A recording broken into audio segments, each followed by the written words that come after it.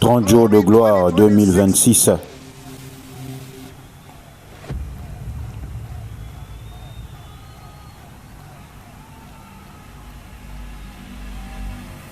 Il existe une connaissance qui surpasse la connaissance. Il envoya sa parole et les guérit et les fit échapper de la fosse. La révélation de tes paroles est claire. Elle donne de l'intelligence aux simples. L'homme ne vivra pas de pain seulement, mais de toute parole qui sort de la bouche de Dieu. Il a dit que les montagnes bondissent comme les béliers en présence de la parole de Dieu. Ma parole n'est-elle pas comme un marteau qui brise le roc? Ma parole est comme un feu qui consume la paille. Il dit ainsi, en est-il de ma parole qui sort de ma bouche?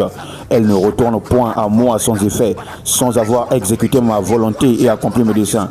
Il veille sur sa parole pour l'accomplir. À toujours, ô Éternel, ta parole subsiste dans les cieux.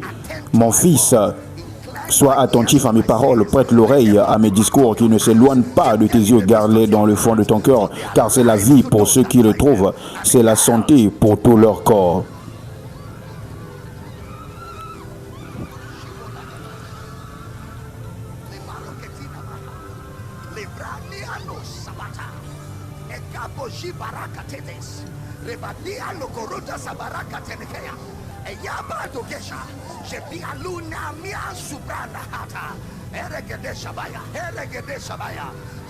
Que quelqu'un s'écrie, je reçois, je reçois.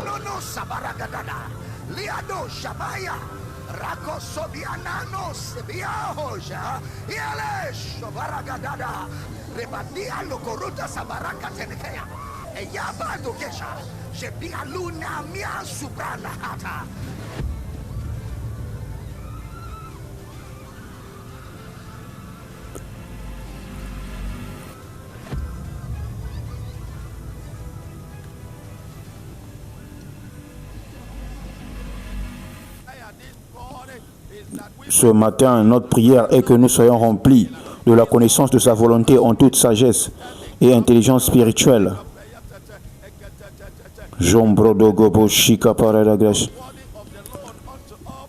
Pour marcher d'une manière digne du Seigneur et lui être agréable. Pour marcher d'une manière digne du Seigneur et lui être agréable.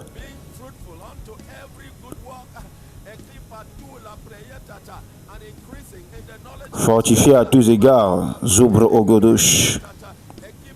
Pour marcher d'une manière digne du Seigneur pour lui être agréable, portant de fruits en toute bonne œuvre et croissant dans la connaissance de sa volonté, fortifié à tous égards par sa puissance glorieuse, en sorte que vous soyez toujours et avec joie, persévérant et patient. L'ombre Ogodos Konsto. Nous déclarons ce matin, nous tous qui le visage découvert, contemplant comme dans un miroir, la gloire du Seigneur. Ce matin, nous déclarons que nous serons transformés à l'image de sa parole, dans la réalité de sa parole, dans la réalité de ce que Christ a accompli dans nos vies, de gloire en gloire, comme par l'Esprit du Seigneur. Jombre diga zupre ekete jokapate kete. Maro brodo gozo koto koto koto. L'ombre ogodos consto, meregre egedes kenste. Golombre ogobo shanta, megro zibra ake. Maro brodo gobrontos que predila precunte que beribra intos que belibra antes cobredila hasa. Ajeze brodo gobrenkente ketete. Maro brodo gobronto coro brodiga brende gede dibra aligrodos que vredi. Lazo brodiga brente que te zigredigas que jezibra ancrediga parubro. Maro brodiga brente que le brodigos compolo do brodogo bosia bebon jale grita cato. Malo brodo gobrondo gobo shete que le gris. Malo brodo prakinte que le brodiga zopra ageres constodigre ageres. Je brodo gobosh contolobro ogo brodo gobosh kenteregre iga bradiga lakate. Galombro oko bradiga ligro os compradiga ligosh. Maro brodo gobronto kotosh. Maro brodo siba lagredigos que bradiga boshanta baradibra egeris.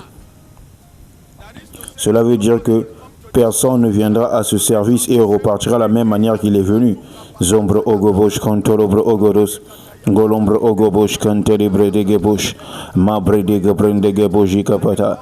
Par la puissance de la parole de Dieu, une transformation est en train d'avoir lieu. Zibra agebosh chandalabre de gaskonsta. Rabre de gebron de gobosh.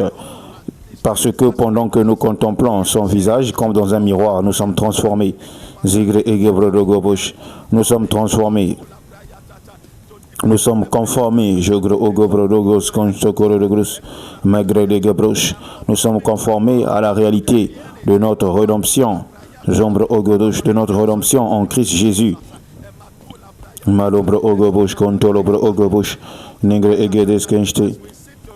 Alors que nous cherchons à renouveler nos pensées, nous ne nous conformons pas au monde, mais nous sommes conformés à l'image de sa parole. Nous sommes transformés. Golombre ogobosh kenteregre egebosh megro de gobron de gobro diga praktelegrida andes que fractela dia ante kivro kabibo sakate lega brondo dibra incredila gredogos que fractele pronde gredila hazikrokti hashiza encrodila hagredigos kafash te beribra diga babimba bebe bomba joka pate katovele gebi Ngalombro diga bronta kapali de ikrediga bombredi majuka pateke teke pale kapala badi brodogo bobo bamba baba biom don don de gadia raga bajoko tokoto.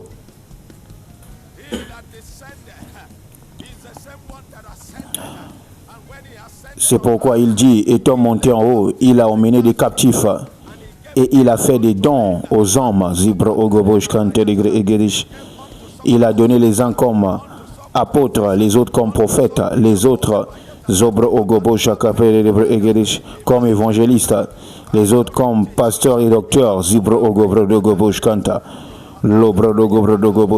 pour le perfectionnement des saints, en vue de l'œuvre du ministère et de l'édification du corps de Christ. Ce matin, nous nous tenons en tant qu'une église, conscient de l'amour de Dieu. Zombre ogobosh kontorobrus, golombre ogobosh kontorobre ogobosh konsta. Conscient que Dieu nous a donné ce don, Jigri Egedis, le don d'un pasteur, le don d'un prophète, le don d'un apôtre, le don d'un évangéliste, Zobre ogobosh kontorobre ogobre negebrin degebosh, pour nous perfectionner, Jobre ogodush, en vue de l'œuvre du ministère, Jombre ogobosh konto. En parlant de notre pasteur, Dr Ebel Damina, Jobre Ogobosh, Kontolobre Ogobosh, Kotokolobre Ogobosh. Nous sommes reconnaissants envers Jésus pour le don de cet homme dans nos vies. Pour le don de cet homme à cette génération. Pour le don de cet homme aux nations de la terre, Jobre Ogobosh Konto, afin d'équiper les saints et de les rendre disponibles pour l'œuvre du ministère. Zibre Ogobosh, Kontolobre Ogodos Konto. Et nous nous tenons ce matin comme Église et nous disons merci Jésus. Merci de le fortifier, de le garder, de le préserver.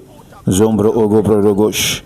Nous nous tenons ce matin et nous disons merci Jésus de lui accorder toujours la parole inspirée.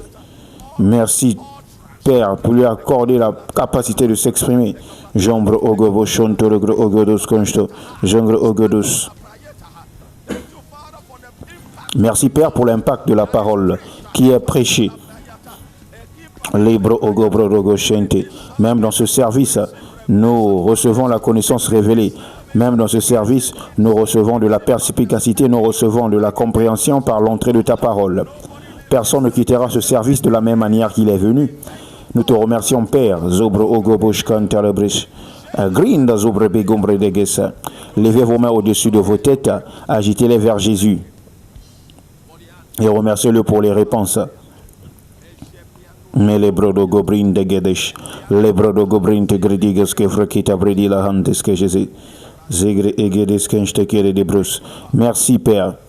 Merci pour les fusions de ton esprit. Et merci pour les choses qui se passent ici par le Saint-Esprit au nom de Jésus. Je dis au nom de Jésus que le croyant pousse un meilleur Amen. Célébrons notre papa dans la maison. Célébrons notre maman dans cette maison. Célébrons le don de Dieu par des applaudissements et des cris de joie. Que quelqu'un s'écrie gloire. Amen. Bonjour papa. Bonjour maman.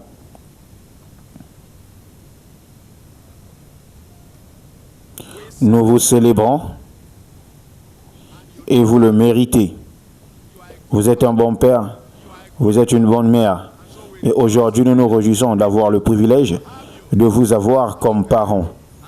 C'est pourquoi ce matin, nos cœurs ne peuvent plus attendre davantage. Alors levez vos deux mains au-dessus de vos têtes, joignez-les avec un cri de joie. Recevons notre pasteur, docteur Ebel Damina.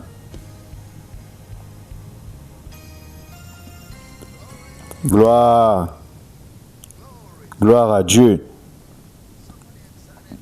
Quelqu'un est-il enthousiaste ce matin? Criez Alléluia. Levez votre main droite vers le ciel. Ce matin, prions, Père, nous nous réjouissons. Et nous te remercions pour cette nouvelle opportunité de venir devant ta sainte et précieuse parole écrite. Nos cœurs sont remplis d'attente, prêts à recevoir la parole implantée. Avec joie, nous recevons la connaissance révélée. Et nous décrétons que les voiles tombent, la clarté vienne, que ton peuple soit enraciné dans la vérité qui se trouve en Jésus-Christ. Nous déclarons que tout ce qui n'a pas été planté par Dieu est déraciné. Les fardeaux et les jougs sont détruits. Nous reprimandons la douleur, nous reprimandons l'inconfort, nous reprimandons tout ce qui rend ton peuple mal à l'aise. Nous nous opposons à la maladie. Quelle que soit la maladie qui affecte ton peuple, nous ordonnons qu'elle soit arrêtée. Nous dissipons les nuages, nous dissipons les doutes, nous dissipons la confusion, nous dissipons la peur au nom de Jésus. Afin que ta parole vienne avec une telle guérison, ta parole vienne avec une telle conviction, une telle persuasion et avec joie. Ainsi, nous nous réjouissons qu'à la fin de ce service, nos réalités soient si claires pour nous qu'il n'y ait ni doute ni peur que ce monde produit capable de nous affecter. Et nous avançons pour faire progresser ton royaume et nous manifestons la richesse de la grâce de Dieu. Alors nous te rendons grâce pour les prières exaucées. Au nom de Jésus, nous prions. Et que chaque croyant dise en puissant Amen. Gloire. Levez votre main droite vers le ciel. Libérons notre foi ensemble en disant ces paroles. Je suis né de Dieu. Je suis né de la parole. La parole de Dieu est ma nature. Je ne lutte pas pour pratiquer la parole. Je pratique la parole naturellement. C'est pourquoi aujourd'hui, je comprendrai la parole de sa grâce. Je serai édifié. À la fin de ce service, je ne serai plus le même. Plus jamais le même encore. Au nom de Jésus. Et que chaque croyant dise en puissant Amen. Sommes-nous enthousiastes à l'idée d'étudier Christ ce matin? Si vous êtes enthousiaste à l'idée d'étudier Christ ce matin, allez-y et donnez au Seigneur la plus grande célébration ce matin. Célébrez-vous Jésus ou célébrez vous-même? Célébrez sa bonté, célébrez sa grâce, célébrez sa fidélité. Gloire à Dieu. Allez vers 3, 4, 5 personnes, dites-leur, vous serez bénis parce que je suis venu ce matin. Saluez quelqu'un, aimez quelqu'un, prenez quelqu'un dans vos bras. Entrez en communion fraternelle avec quelqu'un. Oh, gloire à Dieu. J'étais dans la joie quand on m'a dit, allons à la maison de l'Éternel. Quel bonheur d'être trouvé en Christ. Quel bonheur d'être trouvé en Christ. Quel bonheur d'appartenir à Jésus. Quel bonheur d'être connu par Jésus. Alléluia. Je dis Alléluia. Je ne ressens pas votre joie ce matin. Je dis Alléluia. Gloire. Gloire. Amen. Prenez votre stylo, votre cahier, votre Bible. Vous pouvez vous asseoir ce matin. Vous si merveilleux alors que nous entrons dans la parole de sa grâce. Nous voulons souhaiter la bienvenue à tous ceux qui sont connectés à ce service à travers Kingdom Life Network ou que vous nous regardiez à travers le monde. C'est un honneur de vous avoir connecté à ce service. Nous voulons que vous sachiez que nous allons étudier Christ et les richesses qu'il a mises à notre disposition. Et je veux que vous m'aidez à inviter des personnes à se connecter à ce service partout dans le monde. Je veux aussi souhaiter la bienvenue à toute notre communauté sur les réseaux sociaux, frères et sœurs en ligne. Quel bonheur de vous avoir tous connectés. Faites-moi cette faveur que vous avez toujours faite ce matin. Prenez vos téléphones, tout le monde dans le service, ceux qui sont sur les campus et qui sont en ligne. Prenez vos téléphones et commencez à partager les liens de ce service. Mettez-les dans vos statuts WhatsApp. Partagez également les liens. Si vous n'êtes pas encore abonné à notre chaîne YouTube, c'est Ebel Damina Ministries International PCI Friend Team pour la communauté francophone. J'aimerais que vous vous abonnez à la chaîne, que vous aimez la vidéo et que vous interagissez tout au long de ce service. Vous savez, nous sommes dans cette saison où nous devons véritablement inonder la terre avec le parfum de la grâce de Dieu. Alors tout le monde, nous devons travailler ensemble tout au long de cette semaine. Nous avons publié beaucoup de réels et des vidéos les uns après les autres. Si vous ne l'avez pas encore partagé, j'aimerais que vous alliez sur mon compte Facebook, sur mon compte Instagram, TikTok et X.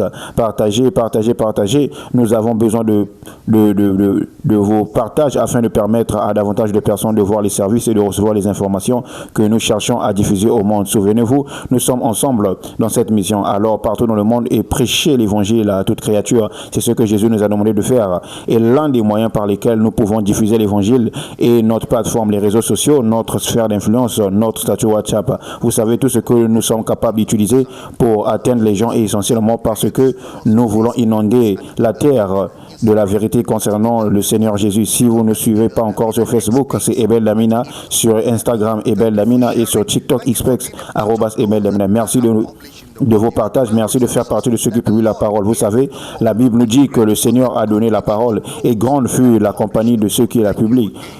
Merci encore d'utiliser votre influence pour faire connaître Jésus à ceux qui se trouvent dans votre communauté d'influence. Permettez-moi également de souhaiter la bienvenue à notre audience radio où que vous entendez le son de ma voix ce matin à la radio. Nous vous aimons, bienvenue à l'église. Faites-moi la faveur que vous avez toujours faite. Appelez un ami, appelez un membre de famille, un être cher et demandez-leur de se brancher à cette station radio. Dès maintenant, la vie coule à travers les ondes. Je souhaite la bienvenue à tous les citoyens de différentes nations, différents fuseaux horaires. Nous sommes heureux de vous avoir tous connectés à ce mandat. Cette mission consistant à réintroduire Jésus à cette génération, à équiper le croyant afin qu'il sache qu'il est en Christ, ce qu'il possède en Christ et ce que Christ peut accomplir à travers lui. Voilà la vision qui nous anime en tant que ministère, en tant qu'une maison apostolique. Vous savez, nous sommes une seule maison apostolique avec des campus d'extension repartis dans toutes les nations de la terre. Une seule voie, une seule vision, un seul mandat, un seul objectif, une seule destination. Nous sommes engagés à ne rien connaître d'autre que Christ et Christ crucifié. Permettez-moi de faire rapidement quelques annonces avant d'entrer dans le cœur de ce message ce matin. Les 30 jours de gloire 2026, Soteria, saison 13, commencera le 5 juillet au 2 août. Ce sera un festin de la parole, un temps consacré à la parole et à la prière et manifestation du Saint-Esprit. Ce sera un moment où nous passerons du temps dans la parole de Dieu et dans l'Esprit de Dieu, étant rafraîchis, fortifiés et stimulés pour les choses que Dieu voudra que nous accomplissions dans les mois et les semaines à venir. C'est la 13e année de Soteria. C'est la 13e année de Soteria. N'est-ce pas enthousiasmant? Depuis 13 ans maintenant, chaque année représente entre 30 à 40 heures d'enseignement sur le salut, qui est le thème central de toute l'Écriture sainte. Vous ne voulez donc pas manquer le Soteria de cette année. Il sera diffusé sur toutes les plateformes, mais il est préférable d'être physiquement présent dans ce bâtiment pendant les 30 jours de gloire. Il est préférable d'être ici physiquement. Très bien. Permettez-moi également d'annoncer que la Power Bible School débutera le 5 juillet au 2 août.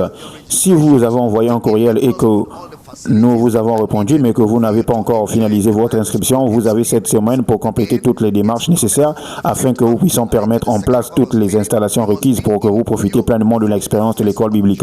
Encore une fois, cela se déroulera du 5 au 2 août, ce qui signifie que vous devez être à Ouyo à partir du 1er juillet prêt pour les cours. Ce sera un moment passionnant d'études, d'apprentissage, de croissance, d'enracinement dans la vérité. Toutes vos questions trouveront des réponses, clarté sur clarté. Je vous encourage à parrainer quelqu'un pour participer à l'école biblique. Je vous encourage à parrainer un ami, un membre de famille, un parent, un collègue ou un contemporain du bureau qui se pose trop de questions. Dites-lui, je peux vous parrainer pour aller à l'école biblique, poser toutes vos questions et obtenir la clarté afin de ne jamais avoir des raisons de douter de la réalité de Christ. Vous savez, c'est très important. Maintenant, pour vous inscrire, envoyez un courriel à powerbibleschool@dr-ebeldamina.org. Power Bible School en un seul mot, Dr. Ebel Damina en un seul mot.org. Ensuite, Homecoming 2026 se tiendra du 2 au 9 août. Très bien, cela se passera ici. Ici même, tout le monde rentre à la maison. C'est Homecoming, le camp de Homecoming. Ce sera un temps de retraite, de communion dans la nuée de la gloire. Pour recevoir une invitation, envoyez un courriel à powercityoffice@gmail.com. Si vous souhaitez être présent à la conférence Homecoming et que vous avez besoin d'une lettre pour votre visa, envoyez un courriel à powercityoffice@gmail.com. L'hôtel officiel du Homecoming, du camp du Homecoming est Madina Hotel et Résidence. Les numéros à appeler pour effectuer vos réservations, les chambres étant limitées, vous devez appeler rapidement si vous êtes vraiment intéressé. Et le numéro est plus 234 806 74 2 8925. Plus 234 806 742 8925. C'est le numéro à contacter pour Madina Hotel et Résidence. Ensuite, concernant le bureau de Power City, si vous souhaitez obtenir davantage de détails, envoyez un message à plus 234 803 275 6104. Gloire à Dieu. Puis-je entendre un puissant Amen? Gloire à Dieu. Très bien, entrons dans la parole. Êtes-vous prêts? Entrons dans la parole de Dieu ce matin. Le livre de Philémon, chapitre 1, verset 1. Frère Paul écrit une lettre à Philémon Pidgé. Aide-moi à lire Philémon 1, 6. Philémon, chapitre 1, verset 6. Afin que la participation de ta foi devienne efficace à cause de Christ en faisant reconnaître toute espèce de bien qui est en toi en Jésus-Christ. Maintenant, observez le mot reconnaître ou reconnaissance qui est le mot épignosis signifiant une compréhension exacte, précise et complète de toute espèce de bien. L'expression toute espèce de bien signifie qu'il y a plusieurs espèces de biens ou bonnes choses. Il ne s'agit pas d'une seule bonne chose ou toute bonne chose. Plusieurs bonnes choses qui sont en vous en Christ. Vous devez donc reconnaître et comprendre avec précision ces nombreuses ou toute espèce de bien qui est en vous. Ce n'est pas un seul ou deux, mais il y a plusieurs ou toute espèce de bien qui est en vous et qui est en Christ. Cela signifie que vous êtes identifié à Christ. Cela signifie que votre identité est en Christ. Cela signifie que vous avez une identité en Christ. Cela signifie que vous avez une identité en Christ. Cela signifie qu'on ne peut pas vous connaître en vous regardant simplement. On ne peut vous connaître qu'en regardant Christ. Lorsque vous regardez à Christ, vous vous voyez vous-même parce que vous êtes révélé en Christ. Vous êtes révélé en Christ. 2 Corinthiens 5, 17. Si quelqu'un est en Christ, il est une nouvelle créature. Ainsi, la nouvelle créature trouve sa réalité en Christ. La nouvelle créature trouve sa réalité en Christ. Éphésiens 3, 8. Le frère Paul dit, être trouvé en lui, n'ayant pas ma propre justice. Dans Philippiens 3, 8, vous trouverez cela.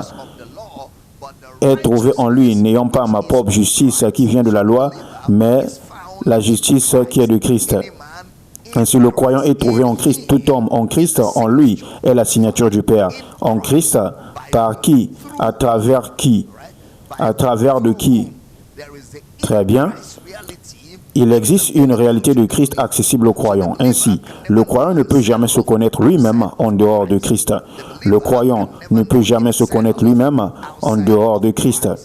Souvenez-vous que nous avons également pris le temps d'établir que la croissance spirituelle n'est pas un accident.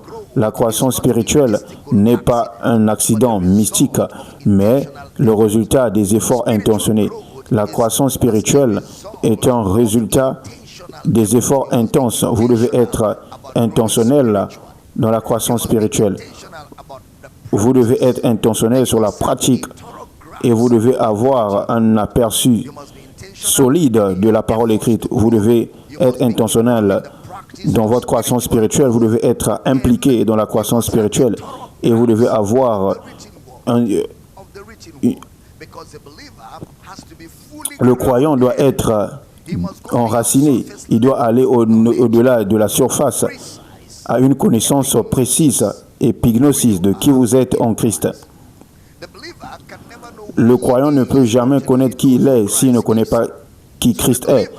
alors le croyant est révélé en Christ. Dans cet enseignement, nous avons pris le temps d'établir que Genèse à Malachie se réfèrent comme les saintes lettres ou les saintes écritures. Là où le frère Paul dira à Timothée, dans 2 Timothée 3,16, dès ton enfance, tu connais les saintes lettres. Les saintes lettres encore, c'est le mot Erios Gramma. Ce qui signifie que vous avez connu le texte, vous avez connu le sujet même qui peut vous rendre sage à salut par la foi qui est en Christ Jésus. Au verset 16, il dit, toute écriture, le mot toute écriture là-bas est passagraphe. Cela signifie l'art des écrits est donné par l'inspiration de Dieu et est profitable pour la doctrine afin que l'homme de Dieu soit propre à toute bonne œuvre. Cela signifie que vous ne pouvez jamais parvenir à la connaissance de la vérité tant que les Écritures ne sont pas expliquées doctrinalement. Le mot doctrine signifie expliquer. Le mot doctrine signifie expliquer. Didaskalia, d'expliquer ou d'enseigner. Pas seulement mémoriser, pas simplement réciter, mais interpréter ou expliquer. Cela signifie donc vous ne pouvez jamais parvenir à la connaissance de la vérité tant que les Écritures ne sont pas expliquées. Or, dans l'explication des Écritures, il a la répréhension. Dans l'explication des Écritures, il a la répréhension, ou il a la conviction, l'évidence. Donc, ce qui signifie la preuve ou l'évidence. Ainsi, lorsque les Écritures sont correctement expliquées, des preuves abondantes vous sont fournies. Dans l'enseignement des Écritures, il y a la correction. La correction fait donc partie de l'enseignement. Et bien sûr, dans l'enseignement des Écritures, il y a l'instruction de la justice. Il y a l'instruction de la justice. C'est lorsque vous êtes capable de passer par toutes ces étapes que vous pouvez dire que vous êtes parvenu à la compréhension de la vérité. Lorsque les Écritures sont enseignées et expliquées, ce qui au cours de l'enseignement vous apporte des preuves accablantes, ce qui, au cours de l'enseignement, vous apporte la correction et qu'en conséquence de cela, vous instruit dans la justice, ce que nous appelons la croissance spirituelle. Alors, vous devenez pleinement équipé pour toute bonne œuvre. Je vous ai enseigné dans cette église que si un prédicateur veut vous tromper ou si quelqu'un veut vous tromper à l'aide de la Bible ou encore si quelqu'un veut utiliser la Bible comme une arme contre vous, la première chose qu'il fera sera de vous priver du récit dans lequel un passage particulier de l'Écriture a été utilisé. Le contexte narratif vous serait retiré et seul le verset vous serait donné. Lorsque quelqu'un agit ainsi avec vous, il est directement ou indirectement en train de préparer une escroquerie. Aucun verset de l'Écriture n'est indépendant. Chaque verset de l'Écriture se trouve à l'intérieur d'un récit particulier. Il est également important que vous sachiez que les chapitres et les versets ne faisaient pas partie du manuscrit original des auteurs. En réalité, lorsque les auteurs des Écritures écrivaient, ils n'avaient même aucune idée des versets ni de la division en chapitres de la Bible. Cela signifie que les versets et les chapitres ne sont pas inspirés de Dieu. Ils ont été ajoutés par les traducteurs pour vous aider dans votre lecture.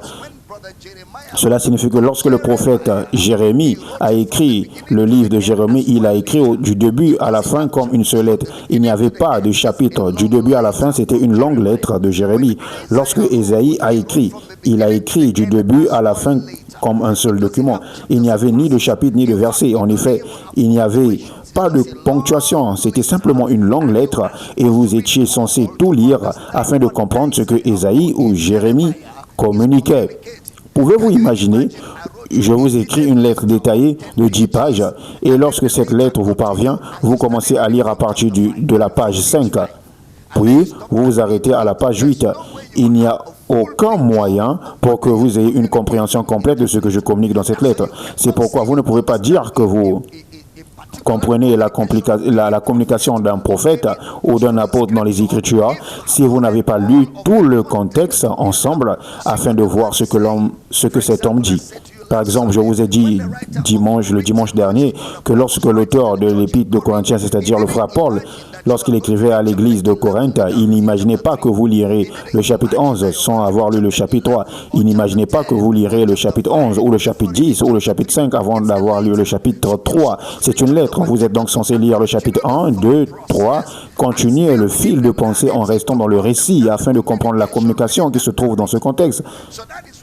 C'est pourquoi les gens sont confus lorsqu'ils arrivent à 1 Corinthiens 11 et qu'ils voient Paul dire « Car j'ai reçu du Seigneur ce que je vous ai enseigné, c'est que le Seigneur, Jésus dans la nuit où il fut livré, prit du pain et après avoir rendu grâce, le rompit et dit « Prenez, mangez, ceci est mon sang, mon corps qui est rompu pour tout, faites ceci en mémoire de moi. » De même, après avoir soufflé, il prit la coupe, il dit « Prenez cette coupe et la coupe de mon alliance, faites ceci en mémoire de moi. » Paul n'aurait jamais imaginé que vous sauterez directement ce passage pour lire sans avoir lu le chapitre 1, 2, 3, 4, 5, 6, 7, 8, 9, 10 afin de parvenir à comprendre ce qu'il continue à communiquer dans le chapitre 11. Si vous avez lu, vous saurez que dans le chapitre 3, Paul, lorsqu'il écrivait, il disait « Pour moi, frère, ce n'est pas comme à des hommes spirituels que j'ai pu vous parler, mais comme à des hommes charnels, comme à des enfants en Christ. » Il a déjà établi pour vous une base à partir de laquelle il va utiliser des figures de style, des paraboles et d'autres formes de communication afin de vous conduire à ce qu'il veut réellement dire. Puisqu'il vous a déjà dit, je n'ai pas pu vous parler comme à des hommes spirituels. Cela signifie, je ne vais pas vous parler avec un langage direct. Je vais utiliser des paraboles. Je vais utiliser différentes formes de communication à cause de votre niveau afin de parvenir à ce que j'essaie de vous dire. Ainsi, lorsqu'il parle de la nuit où le Seigneur fut livré, il a pris le pain et le rompit, il dit manger, puis il prit la coupe. Il y avait tout un discours avant qu'il n'introduise la parabole de la nuit où le Seigneur fut livré. Cela signifie que cette parabole ou cette communication dans 1 Corinthiens chapitre 11 était une parabole. Il l'a introduit pour apporter davantage de clarté à ce qu'il discutait dans le contexte précédent. Que discutait-il dans ce contexte? Il disait, vous ne vous réunissez toujours pas pour le repas du Seigneur. Qu'est-ce que ce repas? C'est le repas du soir. Et lorsque vous vous réunissez pour manger le repas du soir, vous l'appelez le repas du Seigneur. Mais lorsque vous arrivez à la table, les riches parmi vous viennent avec leur nourriture et la mangent. Les pauvres arrivent sans nourriture et n'en trouvent pas. Il dit, ceci n'est pas la table du Seigneur. Parce que si c'est le repas du Seigneur ou la table du Seigneur, dans la nuit où le Seigneur fut livré, il prit le pain et le rompit, et tous en participèrent. Il donna son sang et tous en burent. Vous appelez votre repas le repas du Seigneur, mais les affamés restent affamés et les riches rentrent rassasiés. Ce n'est pas le repas du Seigneur. Voilà ce qu'il traitait. Votre amour est discutable. Vous ne marchez pas dans l'amour du Seigneur. Puis il dit, c'est pour cela, parce que vous ne discernez pas le corps du Seigneur, certains parmi vous sont malades et quelques nombres sont morts. Il ne disait pas que si vous mangez le corps et buvez le sang, vous mourrez. Non, monsieur. Il disait que parce que vous êtes égoïste et que vous ne pensez pas du bien-être des autres dans l'église de Corinthe, certaines personnes sont malades. Tout ce dont elles ont besoin, c'est 5000 Naira pour acheter des médicaments. Mais personne ne se soucie d'elles. Alors elles meurent. Et certains parmi vous sont faibles parce qu'ils sont restés 2 semaines sans nourriture.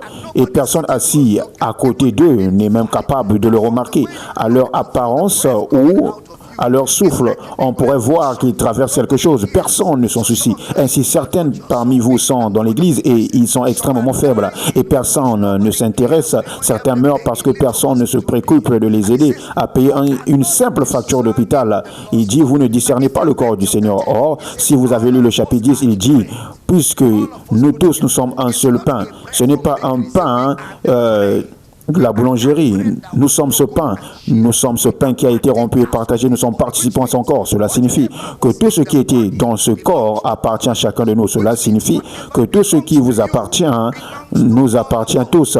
Si vous pouvez manger, vous deviez aussi vous soucier de savoir si votre frère mange ou pas. Est-ce que je communique ce matin? Lorsque vous quittez le contexte narratif et que vous sélectionnez un verset isolé, vous arrivez à une conclusion erronée que l'auteur n'a jamais eu l'intention de communiquer. Et laissez-moi vous dire la vérité. Vous ne trouverez jamais la vérité dans un mensonge. Et vous ne trouverez jamais le mensonge de la vérité. Voilà pourquoi tant de personnes rencontrent des difficultés lorsqu'il s'agit de l'interprétation de la Bible et de la compréhension des Écritures. Par exemple, dans l'Exode, la Bible dit « Je suis l'Éternel qui te guérit ». Parce que nous examinons la guérison à la lumière de la rédemption. Je suis l'Éternel qui te guérit. Mais vous devez lire le verset précédent. Car dans le contexte précédent, il dit, si tu écoutes attentivement la voix de l'Éternel, ton Dieu, si tu fais ce qui est droit à ses yeux, si tu prêtes, si tu fais ce qui est droit à ses yeux. Alors la question est, dans ce contexte, qu'est-ce qui est droit à ses yeux? Dans ce contexte, qu'est-ce que le Seigneur a ordonné? Puis il dit, je ne te frapperai d'aucune des maladies dont j'ai frappé les Égyptiens. Quels Égyptiens? Les Égyptiens de quelle époque? Déjà, des Égyptiens de quelle époque? Déjà, ce contexte vous place en dehors du discours. Ce contexte signifie déjà que vous n'êtes pas la personne à laquelle il s'adresse. Il dit, si tu écoutes attentivement, Exode 15, 26, si tu écoutes attentivement à la voix de l'Éternel, ton Dieu, si tu fais ce qui est droit à ses yeux, si tu prêtes l'oreille, alors la question est, quel commandement a-t-il évoqué? Quelle loi? Il dit, si tu observes toutes ces lois, je ne te frapperai d'aucune maladie dont j'ai frappé les Égyptiens, car je suis l'Éternel qui te guérit. Égyptiens? Quelle maladie a-t-il infligé aux Égyptiens qui ne m'infligera pas? Il ne parle pas du paludisme, il ne parle pas du cancer, car ce ne sont pas les maladies mentionnées dans ce contexte comme ayant été infligées aux Égyptiens. Puis il dit, je suis l'Éternel qui te guérit. Or, ce n'est pas à vous qu'il s'adresse. Vous ne pouvez donc pas vous forcer à entrer dans ce verset. Faire cela revient à manquer de respect à l'intention de l'auteur.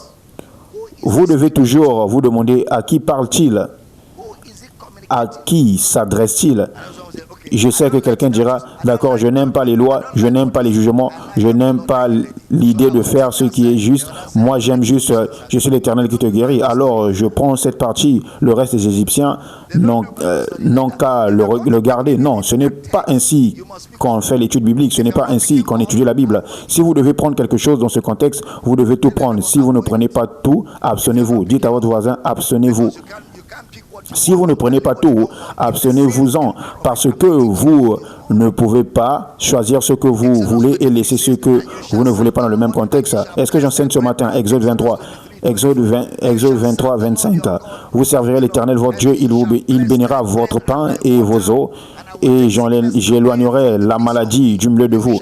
Vous servirez l'Éternel votre Dieu, il bénira votre pain et votre eau, et j'éloignerai la maladie du milieu de vous. Maintenant, si vous observez bien, que signifie servir dans ce contexte?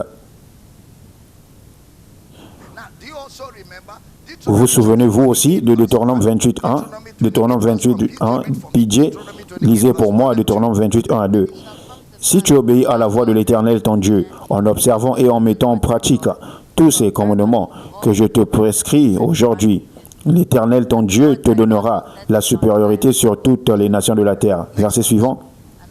Voici toutes les bénédictions qui se reprendront sur toi et qui seront ton partage lorsque tu obéiras à la voix de l'Éternel ton Dieu. Lorsque tu obéiras à la voix de l'Éternel ton Dieu en observant tous ses commandements, ces bénédictions viendront sur toi. Si tu n'observes pas tout, si tu fais certains, Deutéronome 28, 15. Deutéronome 28, 15. Mais si tu n'obéis pas point à la voix de l'Éternel ton Dieu, si tu n'observes pas et ne mets pas en pratique tous ces commandements et toutes ces lois que je te prescris aujourd'hui, voici toutes les malédictions qui viendront sur toi et qui seront ton partage. Toutes ces malédictions viendront sur toi et t'atteindront. C'est dans ce contexte qu'il dit, tu seras la tête et non la queue. Un passage que beaucoup de gens citent sans vérifier. Quelle est la condition pour être la tête et non la queue? C'est de garder tout ou d'observer tous ces commandements. Et sous la loi dans laquelle cette parole a été prononcée, si vous enfreignez un seul, vous les enfreignez tous. Cela signifie que si vous enfreignez un seul, toutes les malédictions viendront sur vous. Ainsi, encore une fois, vous n'êtes pas l'auditoire auquel il s'adresse ici dans Deutéronome 28. Et vous savez, Moïse ne prenait pas cela à la légère. Si vous lisez ces malédictions, vous comprendrez que Moïse ne plaisantait pas. Qu'en est-il du psaume 91? Celui qui demeure sous l'abri du Très-Haut repose à l'ombre du Tout-Puissant. Repose à l'ombre du Tout-Puissant. Combien d'entre vous ont remarqué qu'aucun apôtre de l'agneau n'a jamais enseigné et vous demeurez à l'ombre du Tout-Puissant?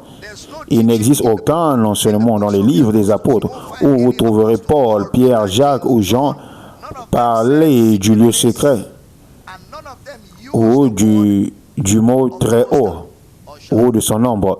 Aucun apôtre n'a fait référence à cela. Aucun apôtre. Cela signifie-t-il qu'ils ne l'ont jamais lu ou jamais vu? Non, ils ont tout lu. Ils ont tout lu. Et ils ont interprété ce qui nous est applicable. Même leur langage n'est pas emprunté de ce passage de l'Ancien Testament. Aucun d'eux n'a dit « Celui qui demeure sur l'abri du Très-Haut repose de l'ombre du Tout-Puissant ». Et c'est dans ce même passage que vous lisez « Je le rassasierai de longs jours et je lui ferai savoir mon salut ». C'est ce que beaucoup utilisent pour dire « Je vivrai longtemps, je ne mourrai pas, je vivrai longtemps, je ne mourrai pas ». Et ils parlent de la mort physique alors que tout le monde, y compris Paul qui a enseigné la résurrection, est mort physiquement. Maintenant, dans Psaume 91, donnez-moi le verset 15. Lisons ensemble et expliquons quelques éléments. Est-ce que je vous bénis ce matin? Il m'invoquera et je lui répondrai. Je serai avec lui dans la détresse. Je lui délivrerai et je le glorifierai. Verset suivant. Je le rassasierai de tout long jour et je lui ferai voir mon salut. Je lui rassasierai de longs jours et je lui ferai voir mon salut. Ainsi, dans ce contexte, longs jours sont liés au salut. Cela signifie que ces longs jours renvoient ici à la promesse de la vie éternelle qui ne peut être accomplie que par Christ et non par vous. Des longs jours. Ainsi, lorsqu'une personne meurt à 30 ans, certains disent « Oh, il est mort jeune ». Comment savez-vous qu'il est mort jeune? Jésus est mort à 33 ans. Est-il sous une malédiction de courte vie? Ainsi, cela n'a aucun sens lorsque vous isolez des versets de leur contexte. Les Écritures doivent être lues dans leur totalité. Regardez Psaume 107, verset 20. Enseignons-nous bien. Psaume 107, verset 20. PJ. Psaume 107, verset 20. Il envoya sa parole et les guérit, et les fit échapper de la fosse. Ceci était spécifique. Il envoya sa parole, les guérit et les délivra. C'était spécifique aux enfants d'Israël. Il les guérit et les délivra de leur destruction. Il y a donc en eux auxquels il faisait référence. Il envoya sa parole et les guérit, eux, pas nous, et les délivra de toute leur destruction. Ceci est un récit historique concernant les enfants d'Israël. Il envoya sa parole et les fit sortir de la force. Maintenant, lorsque vous lisez ces passages de l'Écriture, à la lumière de tout ce que nous avons déjà établi dans cette série, nous avons démontré que c'est Jésus qui accomplit les promesses de Dieu. C'est Jésus qui accomplit les promesses de Dieu. Cela signifie donc que nous devons aligner notre lecture de ces textes sur l'interprétation donnée par les épîtres. Ne les interprétez pas indépendamment de ce qui a déjà été révélé, d'accord? Ne les séparez pas de cette révélation. Toutes les choses que vous lisez dans l'Ancien Testament sont principalement destinées à l'étude. Elles ne sont pas destinées à être mises en pratique directement. Les choses que vous lisez dans l'Ancien Testament sont spécifiquement destinées à l'étude et non à la pratique. Ne manquez pas cela. Elles sont destinées à l'étude. Elles ne sont pas destinées à la pratique. Vous pouvez voir ce que nous venons de lire. La plupart des choses que je viens de vous lire sont impraticables. Elles ne sont pas réalisables. Si vous pouviez accomplir tous ces commandements, alors vous aurez été celui qui est monté sur la croix. Cela signifiera que vous êtes mort pour nous tous. Ces textes sont destinés à l'étude, ils ne sont pas destinés à la pratique. Ils servent à étudier comment Dieu dans sa sagesse nous a sauvés. Comment Dieu dans sa sagesse nous a sauvés. Par exemple, examinons un mot couramment utilisé. Le mot onction et le mot oint. L'onction est loin. C'est seulement utilisé une seule fois par le frère Paul. 2 Corinthiens, chapitre 1, verset 21. Lisez pour moi, PJ. 2 Corinthiens, chapitre 1, 21. Et celui qui nous a affermis avec vous en Christ et qui nous a oint, c'est Dieu. C'est la seule fois où vous voyez Paul utiliser le mot oint. Nulle part ailleurs, seulement dans ce verset. Maintenant, regardez 1 Jean, chapitre 2, verset 20. Le chapitre 20 n'a même pas le mot oint qui est sur cet ordinateur. 1 Jean 2, 20, PJ. Pour vous, vous avez reçu l'onction de la part de celui qui est saint et vous avez tous de la connaissance. Puis passez au verset 27. Il parle ici d'onction, il n'appelle même pas oint. Pour vous, l'onction que vous avez reçue de lui demeure en vous et vous n'avez pas besoin qu'on vous enseigne. Mais comme son onction vous enseigne toutes choses et qu'elle est véritable et qu'elle n'est point un mensonge, demeurez en lui selon les enseignements qu'elle vous a donnés. Ainsi, Jean utilise le mot onction une seule fois, Paul utilise le mot oint une seule fois. Personne d'autre dans le Nouveau Testament utilise le mot onction. Et la manière dont le frère Paul utilise, je vais donner l'explication au cours de cet enseignement. Le frère Jean l'utilise lorsqu'il parlait de la vérité. Je n'ai pas de plus grande joie que d'apprendre que mes enfants marchent dans la vérité. Et lorsqu'il parle de la vérité, il utilise le mot onction pour distinguer l'erreur de la vérité. Pour distinguer l'erreur de la vérité. Aucun d'eux ne relie l'onction à la puissance. L'usage qu'ils en font n'est pas lié à la puissance. Il sert de distinguer l'erreur de la vérité. Une autre personne qui l'utilise, c'est le frère Jacques. Mais Jacques parlait d'huile littérale et physique. Jacques 5, 14, PJ. Quelqu'un parmi vous est-il malade qu'il appelle les anciens de l'Église et que les anciens prient pour lui en loignant d'huile au nom du Seigneur, en loignant d'huile physiquement. Maintenant, chaque autre fois où vous lisez le mot onction ou oint, particulièrement dans les Hébreux, ils font référence à Jésus. Tu as aimé la justice et tu l'as haï l'iniquité. C'est pourquoi, oh Dieu, ton Dieu t'a oint d'une huile de joie au-dessus de tes égaux. Cela fait toujours référence à Jésus. Dans Luc 4, 18, l'Esprit du Seigneur est sur moi parce qu'il m'a oint. Ceci concerne Jésus. Il citait Ésaïe 61, versets 1 à 3. Oint. Ainsi, les mots onction et oint étaient des références à Jésus et constituaient des descriptions des descriptions de Christ dans l'Ancien Testament, du Christos, du Christ. Ils ne sont pas utilisés pour désigner le croyant dans les épîtres. Ainsi, les épîtres, n'oubliez pas cela, révèlent l'Ancien Testament. Cela signifie que nous devons être prudents dans notre manière d'utiliser les termes bibliques. Les épîtres révèlent l'Ancien Testament. Il est donc sage d'utiliser les termes employés dans les épîtres. Il n'est pas sage d'emprunter des termes de l'Ancien Testament que les épîtres n'utilisent jamais pour nous. C'est une simple question de sagesse. Utilisez ce que les épîtres nous ont donné comme révélation de ce que les auteurs de l'Ancien Testament communiquaient. Nous restons dans les limites des épîtres. Les épîtres ne parlent jamais d'hommes de Dieu oints, de femmes de Dieu ointes, de ministres de musique oints ou de guerriers de prière oints. Mais le mot onction est souvent employé aujourd'hui.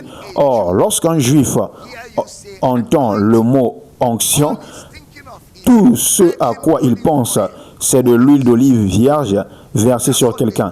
C'est exactement ce qu'un juif comprend. Dès que vous dites « je suis oint », il pense immédiatement à quelqu'un qui lui a versé l'huile d'olive dessus. C'est ce qu'un juif entend. Voilà pourquoi vous devez rester dans le contexte des termes bibliques. N'inventez pas et n'innovez pas. Ainsi, ce terme était principalement utilisé de manière symbolique pour désigner Jésus, pour parler de la consécration du Christ, montrant que Christ serait celui qui sauverait et celui qui délivrerait, parce que le mot oint, lorsqu'il est utilisé pour Jésus, sert à le distinguer au milieu de l'humanité. Il est sur la terre parmi les hommes, mais il est loin. Il est différent de tous les êtres humains en raison de sa mission d'être le sauveur et le libérateur. Ainsi, le mot onction était utilisé uniquement pour Jésus afin de le distinguer comme celui qui sauverait l'humanité du péché. Cependant, lorsque vous arrivez aux écrits des apôtres, cette distinction n'est pas utilisée pour les croyants comme nous l'utilisons aujourd'hui. Maintenant, pourquoi est-ce que je dis tout cela? Afin que nous orientons notre pensée vers ce qui a déjà été expliqué. Nous devons orienter notre pensée vers ce qui a déjà été expliqué.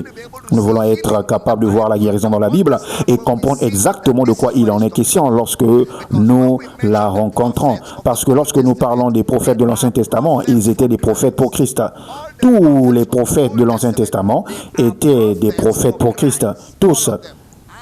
Ésaïe, Jérémie, Ézéchiel, les grands comme les petits prophètes étaient des prophètes pour Christ. Leur ministère consistait à parler de Jésus. Tous les prophètes de l'Ancien Testament. Nous devons donc étudier les souffrances de Christ parce que, selon Ésaïe, les souffrances de Christ étaient pour nous. Les souffrances de Christ étaient pour nous. Si je ne connais pas quelles étaient ces souffrances, je ne saurais pas ce qu'il a accompli pour moi. Nous devons donc étudier ces souffrances. Nous devons maintenant nous poser une question. Quand Ésaïe 53 a-t-il été accompli? Quand Ésaïe 53 a-t-il été accompli? Deuxième question. Quand le psaume 110, 1, quand le psaume 110, verset 1 a-t-il été accompli? Rappelez-vous que le dimanche dernier, nous avons dit que les passages de l'Ancien Testament les plus cités dans le Nouveau Testament sont Ésaïe 53 et psaume 110, verset 1. L'Éternel a dit à mon Seigneur, assieds-toi, assieds-toi, assieds-toi, assieds-toi, assieds-toi, assieds-toi à ma droite, jusqu'à ce que je fasse de tes ennemis ton marchepied. Ce sont les passages de l'Ancien Testament les plus fréquemment cités. Il est important de savoir quand ils ont été accomplis, où et quand ces écritures ont-elles été accomplies. Lorsque je sais quand elles ont été accomplies, alors je sais quand les prophéties contenues dans les promesses ont été accomplies ou quand les promesses contenues dans les prophéties ont été accomplies. Il n'existe aucun verset de l'Écriture qui possède plusieurs significations ou plusieurs usages, comme certains faux prédicateurs le prétendent. Par exemple, quelqu'un dit, moi j'utilise ce verset pour la protection. Un autre dit, moi je l'utilise pour le mariage.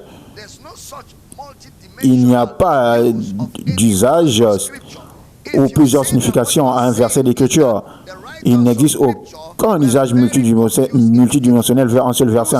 Si vous affirmez cela, ce que vous êtes en train de dire, c'est que les auteurs des Écritures étaient des personnes très confuses qui disaient une chose tout en voulant dire une autre chose et encore une autre chose. Si vous prétendez qu'un verset possède deux interprétations, alors vous dites que l'auteur était confus. Il ne savait pas ce qu'il voulait dire. Ainsi, lorsqu'il dit une chose, il veut dire en réalité deux. C'est ce que vous êtes en train de soutenir. Les Écritures ne doivent pas être soumises à un tel traitement. Les Écritures doivent être interprétées et vous devez voir comment elles sont utilisées et ce qu'elles signifient. Combien parmi vous aiment que leurs paroles soient utilisées de manière multidimensionnelle? Combien d'entre vous aimez cela? Que vos paroles soient utilisées de manière multidimensionnelle. Par exemple, je dis, Pasteur Praise, s'il vous plaît, donnez-moi votre microphone. Et le Pasteur Praise prend le micro et va le déposer à côté de maman.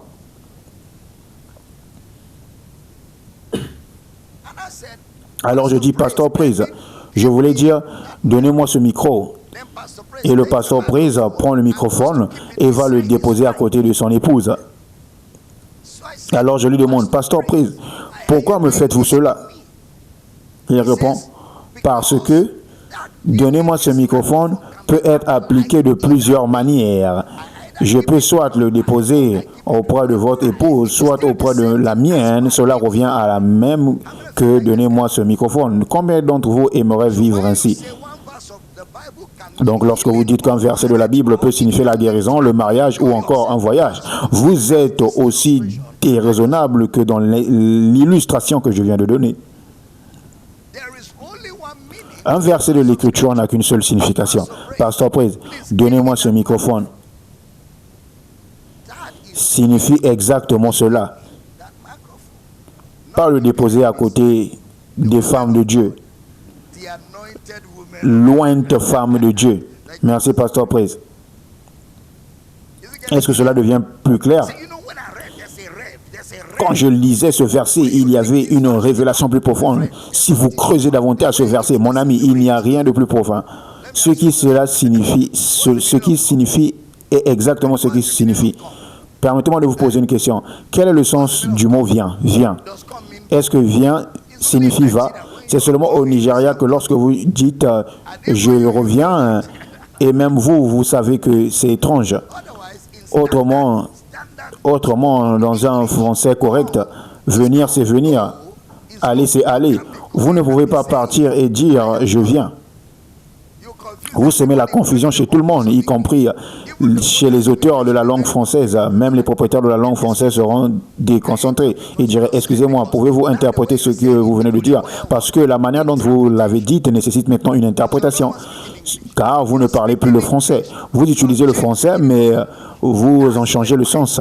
C'est ainsi qu'il est dans la Bible. Il y a des mots dans la Bible qui sont en français ou en anglais, mais cela n'est pas forcément ce qu'ils signifient dans le contexte, comme dans l'illustration que je viens de vous donner. Supposons que l'on vous remette un document juridique, et nous avons ici un avocat chevronné dans le service. On vous remet dans ce document à lire avant de le signer. Puis, en sortant du service, vous vous êtes arrêté auprès de cet avocat. Vous lui dites, monsieur, ce document a été rédigé par un juriste.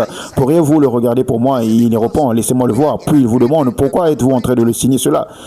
Vous dites, parce que nous sommes convenus que je vais acheter une propriété auprès de lui. Il répond, mais d'après ce que je lis ici, il est écrit que la propriété sera en partie à vous et en partie à lui, même si c'est vous qui allez tout payer. Il y a une clause qui dit cela. Vous répondez, mais je n'ai pas vu cela. Non. Bien sûr, il vous dit bien sûr que non. Vous n'avez pas étudié comme moi. Je suis un expert du droit. Vous êtes dans l'obscurité juridique. Vous avez donc besoin de quelqu'un qui éclaire votre compréhension dans ce domaine. Alors, il vous explique le document. Et vous dites, ah, merci monsieur. Que Dieu vous bénisse. Sans vous, je me serais fait avoir.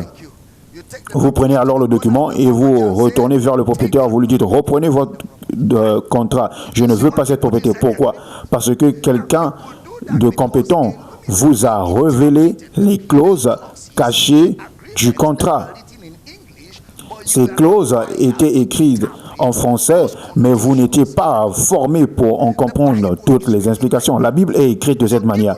Ainsi, même si vous voyez les mots noir sur blanc, ce n'est pas forcément ce qu'il dit ou ce qu'il signifie. C'est pourquoi je disais quelque part où je prêchais, s'il y a 2000 ans,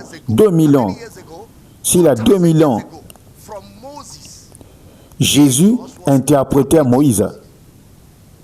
Avez-vous remarqué cela? Et commençons par Moïse et par tous les prophètes. Il leur expliqua.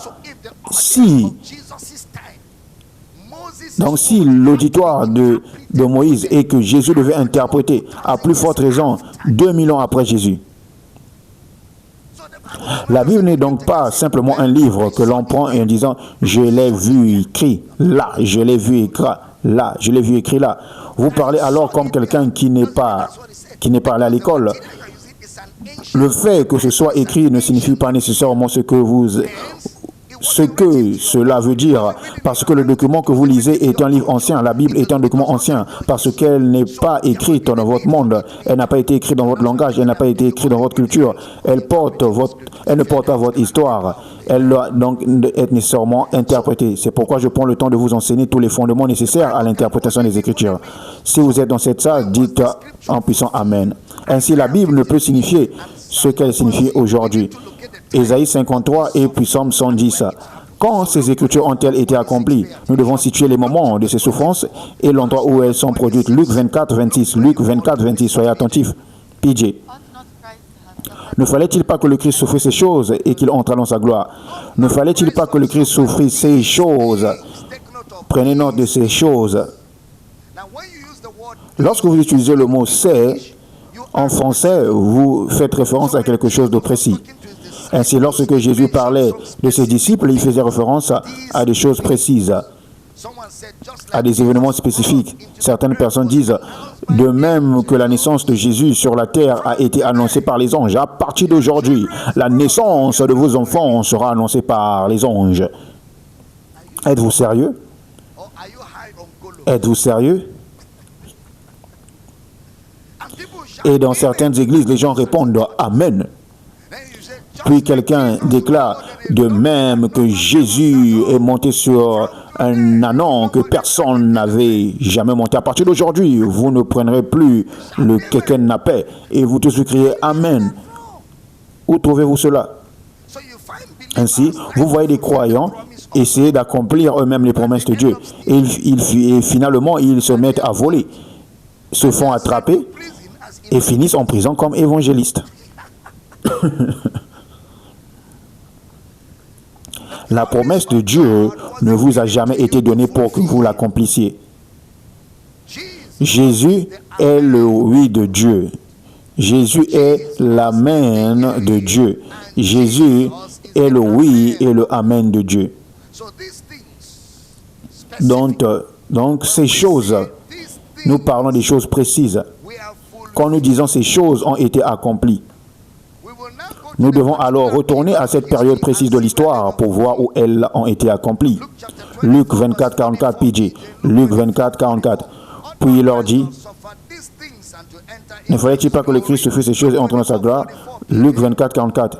Puis il leur dit, c'est là ce que je vous disais lorsque j'étais encore avec vous, qu'il fallait que s'accomplisse tout ce qui est écrit de moi dans la loi de Moïse, dans les prophètes et dans les psaumes. Et il leur dit, voici tout ce que je vous disais lorsque j'étais encore avec vous, il fallait que toutes ces choses s'accomplissent. Quelles choses? Les Saintes Écritures. Quelles choses? Genèse à Malachie. Toutes ces choses. Cela signifie que toutes les promesses contenues dans les prophéties devaient être accomplies. Et les promesses contenues dans les prophéties parlent de moi. Toutes les promesses contenues dans les prophéties de l'Ancien Testament parlent de moi. Puis regardez le verset suivant, le verset 45, PJ. Alors, il leur ouvrit l'esprit afin qu'ils comprissent les Écritures. Verset suivant. Et il leur dit, ainsi il est écrit que le Christ souffrirait et qu'il ressusciterait des morts le troisième jour. Ainsi il est écrit que le Christ souffrirait et qu'il ressusciterait les morts le troisième jour. Cela signifie donc que les souffrances ont eu lieu dans quelle période? 3 jours. Les souffrances ont eu lieu durant 3 jours. Ainsi, les souffrances de Christ doivent être observées dans les Écritures à l'intérieur de ces 3 jours. 3 jours. L'explication de ce qui lui est arrivé durant ces 3 jours constitue la compréhension des souffrances qu'il a endurées pour nous. Pour nous. Ces souffrances étaient pour nous. Cela signifie que ces 3 jours ont servi à accomplir les promesses de Dieu annoncées dans les prophéties des prophètes. Regardons Matthieu chapitre 12 verset 40. Matthieu chapitre 12 verset 40. Matthieu 12 40. Matthieu 12 40. PJ. Car de même que Jonas fut 3 jours et 3 nuits dans le ventre d'un grand poisson, de même le Fils de l'homme sera 3 jours et 3 nuits dans le sein de la terre. Tout comme Jonas. Alors, question.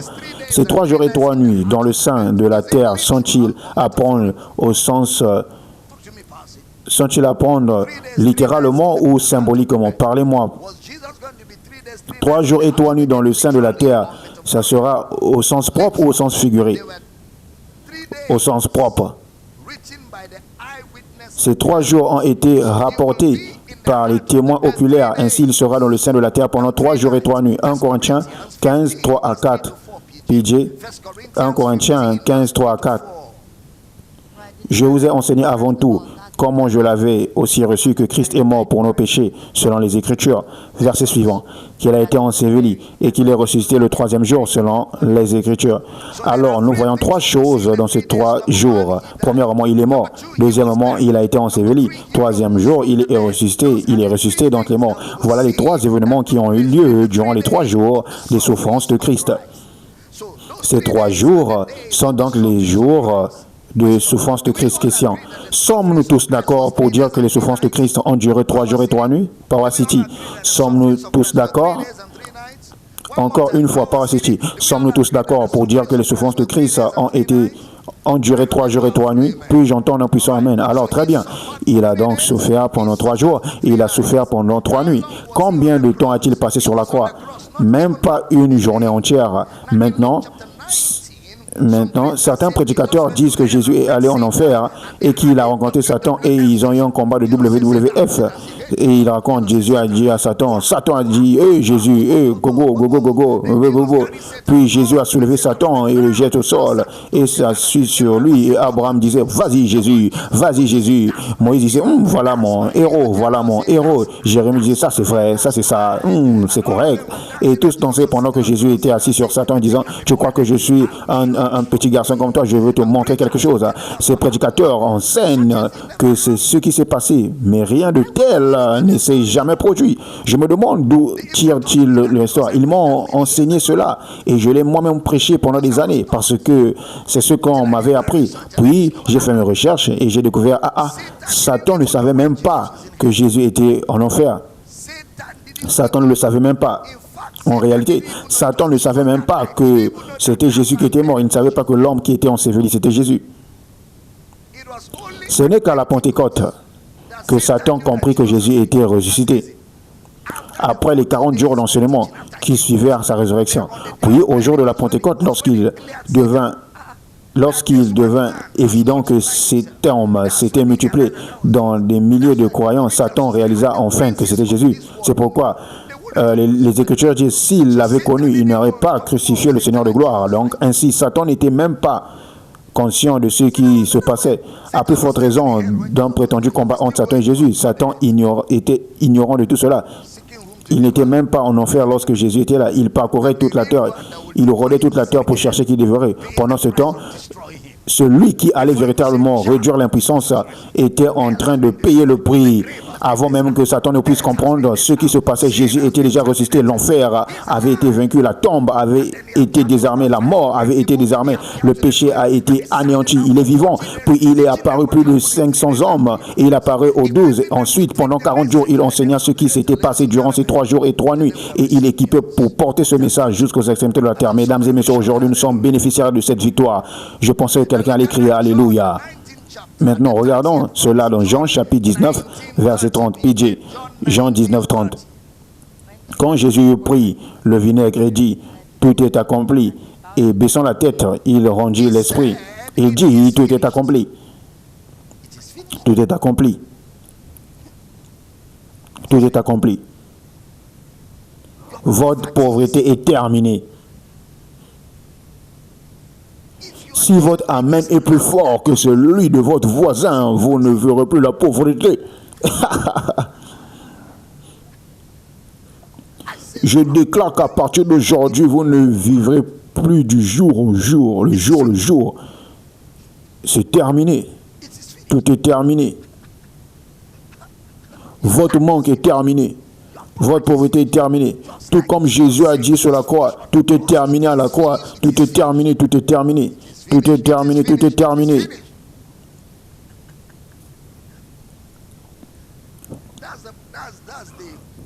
Voilà la tragédie qui consiste à utiliser des mots dont vous ne comprenez pas.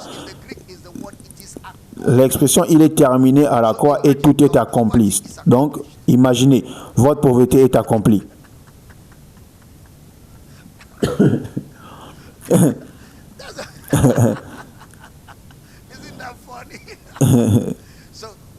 N'est-ce pas drôle? C'est pourquoi lorsque vous utilisez des termes bibliques, certaines personnes qui en comprennent réellement le sens seraient simplement devant cette ignorance. C'est terminé signifie c'est accompli. Tetelestai en grec, c'est accompli. Ou cela a été pleinement réalisé. Cela a été pleinement réalisé. Ce n'est pas du français, cela veut dire accompli. Ainsi, lorsque Jésus dit tout est accompli, la question est, il vient juste être cloué à la croix. Et nous avons tous convenu que les souffrances de Christ duraient 3 jours et 3 nuits. Il vient à peine d'être suspendu au bois. Il n'est même pas encore mort. Et pourtant, il dit, tout est accompli. Qu'est-ce qui est accompli? Qu'a-t-il accompli pendant ces quelques heures sur la croix? Regardons Jean 19, 28 à 30. Jean 19, 28 à 30. Après cela, Jésus, qui savait que tout était déjà accompli. Arrêtez-vous. Jésus, sachant que tout était déjà accompli. Voilà le véritable sens de tout est terminé. C'est tout est accompli. Afin que l'écriture soit accomplie. Ainsi, tout est terminé ou tout est accompli n'a rien à voir avec votre maladie, cela n'a rien à voir avec votre pauvreté, cela n'a rien à voir avec votre situation professionnelle. Tout est terminé ou tout est accompli concernant l'accomplissement de la réalisation des Écritures. Dites j'entends. L'accomplissement et la réalisation des Écritures. PJ, lisez le verset suivant. Il y avait là un vase plein de vinaigre. Les soldats en remplirent une éponge et l'ayant fixé à sa branche d'hysope, l'approchèrent de sa bouche. Verset suivant. Quand Jésus eut pris le vinaigre, dit, tout est accompli, et baissant la tête, il rendit l'esprit. Tout est accompli. L'écriture était accomplie. Alors, quelle écriture était accomplie? Parce que Jésus avait dit aussi Jésus avait aussi déclaré qu'il ressusciterait le troisième jour. Il avait annoncé qu'il serait dans le sein de la terre pendant 3 jours et 3 nuits. Qu'est-ce qui a donc été accompli sur la croix? Nous allons découvrir. Quelque chose a été accompli sur la croix, mais tout n'a pas été accompli sur la croix. Il nous est parlé des souffrances de Christ et la gloire qui devrait s'en suivre. Ainsi, chaque fois que vous lisez le mot tout, il faut le comprendre dans son contexte. Tout quoi? Tout quoi? Toutes les prophéties de Genèse à Malachie. Car il accomplissait différentes prophéties à travers tout ce qu'il faisait. Ainsi, lorsqu'il dit toutes ces choses, l'une de ces choses qu'il accomplissait était la prophétie annonçant qu'il serait sur la croix.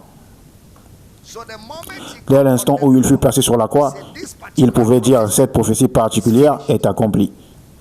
Cette prophétie qui annonçait que je serais pendu à un bois, maintenant que je suis sur le bois, cette écriture et cette prophétie particulière sont accomplies. Sommes-nous ensemble? Cette prophétie particulière est accomplie. Puis, il existe une autre prophétie de l'Ancien Testament concernant Jésus, celle qui annonçait qu'il irait dans le sein de la terre pendant 3 jours et 3 nuits pour souffrir. Vous savez, Ésaïe a dit qu'il ferait sa tombe avec les méchants et avec le riche dans sa mort. Il fut mort pendant 3 jours et 3 nuits. Il n'était pas vivant d'une manière ou d'une autre pendant ces 3 jours et 3 nuits. Jésus était mort. Il était comment? Hein? Il était mort. Alors, pourquoi enseignons-nous toutes ces choses? Pourquoi posons-nous toutes ces fondations depuis près de 3 semaines maintenant? Nous ne sommes même pas entrés dans le sujet principal. Nous voulons localiser la guérison. Si réellement la guérison faisait partie des raisons pour lesquelles Jésus a souffert, nous voulons l'établir théologiquement et doctrinalement. Nous voulons savoir si à l'intérieur de ces 3 jours et 3 nuits, la guérison faisait partie de ses souffrances. C'est précisément la question que nous examinons, la guérison. Afin que lorsque vous dites « Jésus, tu es mort pour me guérir », vous ayez une compréhension doctrinale de cette affirmation. Et si ce n'est pas le cas, alors qu'est-ce que la guérison? Êtes-vous dans cette assemblée? Si ce n'est pas cela, alors qu'est-ce que la guérison? Nous voulons également examiner une autre question. La prospérité matérielle faisait-elle partie des souffrances de Christ pendant ces 3 jours et 3 nuits? Car nous avons tous reconnu que les souffrances de Christ ont duré 3 jours et 3 nuits. Alors Jésus a-t-il souffert pendant 3 jours et 3 nuits pour mettre le Néra ou les dollars dans nos poches? Ou Jésus a-t-il souffert pendant 3 jours et 3 nuits pour guérir nos corps? Vous pouvez déjà commencer à réfléchir. Est-ce que les guérisons ont commencé seulement après la mort et la résurrection de Jésus? Avant que Jésus n'aille à la croix, y avait-il des guérisons? Alors, nous devons examiner si la guérison fait réellement partie de ce pourquoi Jésus est mort. La prospérité matérielle fait-elle partie de ce pourquoi Jésus est mort? Et si vous êtes encore en train de réfléchir à la question de la richesse matérielle, souvenez-vous.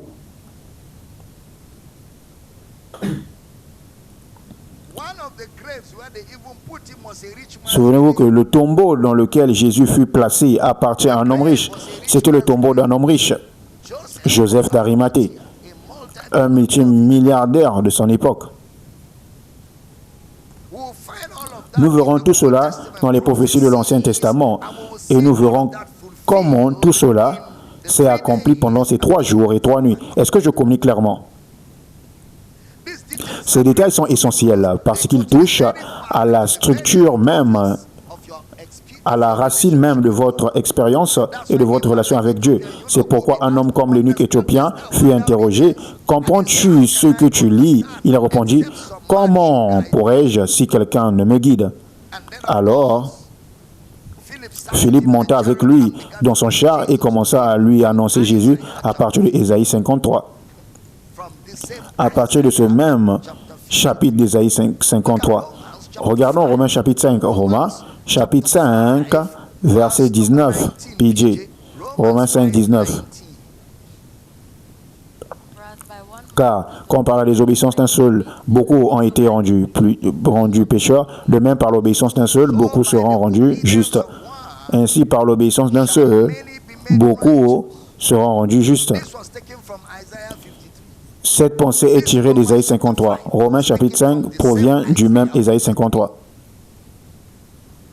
Regardez-le. Ésaïe 53, verset 11.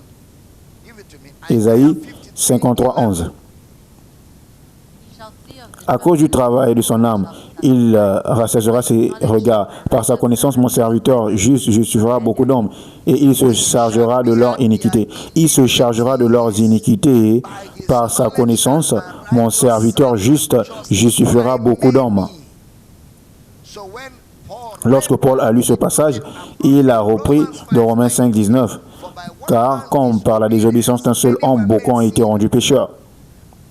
De même, par l'obéissance d'un seul, beaucoup seront rendus justes.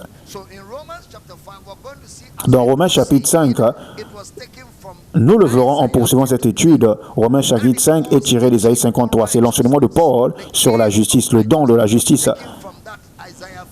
Tout cela tiré d'Ésaïe 53. Paul enseigne sur le sacrifice de substitution, le fait que Jésus soit mort pour nous. Jésus soit mort pour nous. Jésus est mort à notre place. Jésus est mort pour nous. Jésus est mort à notre place. Cela provient principalement d'Ésaïe 53. Et vous verrez Paul y faire référence à plusieurs reprises. 2 Corinthiens chapitre 5, verset 18, PJ. 2 Corinthiens chapitre 5, verset 18. Et tout cela vient de Dieu, qui nous a réconciliés avec lui par Christ et qui nous a donné le ministère de la réconciliation. Dieu nous a réconciliés avec lui-même. Nous ne sommes pas réconciliés avec Dieu. Dieu nous a réconciliés avec lui-même. C'est nous qui étions éloignés de Dieu. Dieu, lui, ne s'est jamais éloigné de nous. Dieu est venu à notre recherche. Dieu nous a poursuivis. Mais il y avait une condition à remplir pour être réconcilié avec lui. Et nous étions incapables de remplir cette condition. Alors Dieu a lui-même satisfait à cette condition pour nous et nous a réconciliés avec lui. Il nous a réconciliés avec lui-même par l'intervention d'un tierce. Il nous a réconciliés avec lui-même par Jésus-Christ. Par Jésus-Christ. Et il nous a donné le ministère de la réconciliation. Car Dieu était en Christ, verset 19, PJ. Donnez-moi le verset 19, PJ. Car Dieu était en Christ, réconciliant le monde avec lui-même, en n'imputant point aux hommes leurs offenses. Il a mis en nous la parole de réconciliation. Dieu était en Christ, réconciliant le monde. Il ne réconciliait pas l'Église, il réconciliait le monde avec lui-même. Babrando gizo praktele handa, arodia praktis kadum belegesh, golombre iga bredegesh, gelembro dogobros. Êtes-vous dans ce service? Marobre ogobrodos kenstekedesh. Affichez ce verset. Je veux que vous voyez ce que je suis en train de voir par le Saint-Esprit. Dieu était en Christ, réconciliant le monde avec lui-même, sans leur imputer leurs offenses.